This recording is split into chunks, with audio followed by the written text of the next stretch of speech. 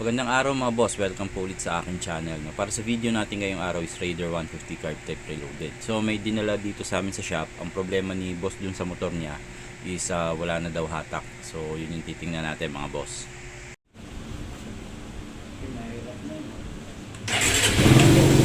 Ayun po, mag-reklamo.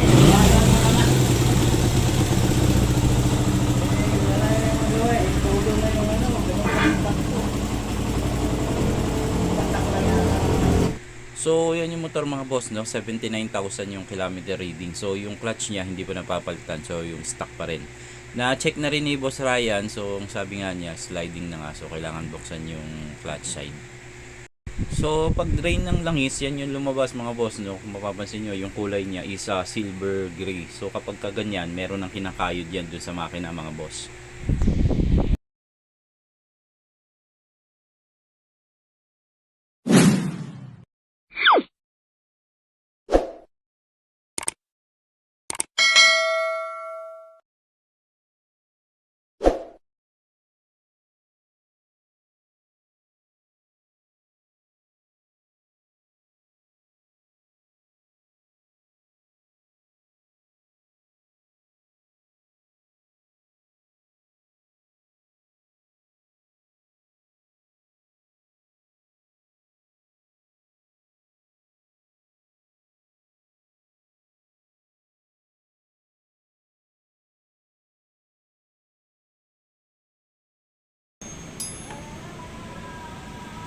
Ayan siya, naubos. Ayun.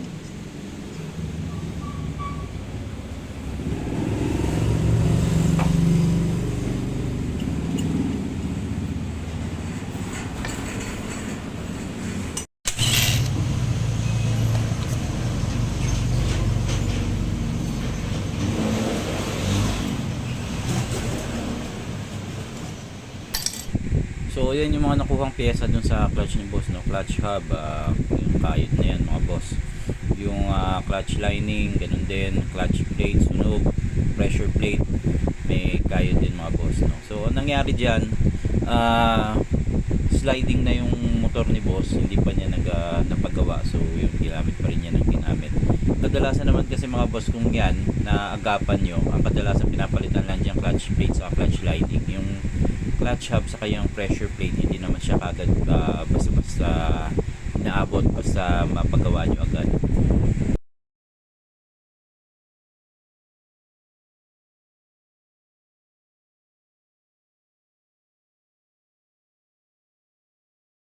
So kasama yun sa mga papalitan mga boss, no? So lahat yan SGP o rig, brand new.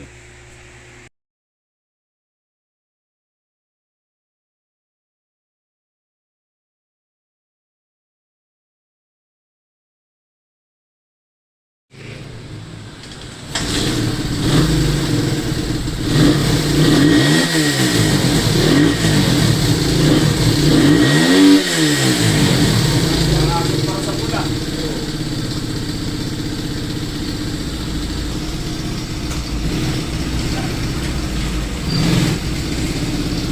So after na palitan yung mga damage parts dun sa clutch side ni boss, no, okay na yung motor niya. So yun, maganda na yung hatak niya. So yung ingay, ibang problema naman yun, hindi namin pinakailaman yun mga boss. Para dun sa mga gusto magpa-check ng motor nila, bisitahin nyo lang kami dito sa shop, no. Mas okay din kung mag-chat muna kayo para ma-schedule natin motor niyo. Salamat mga boss.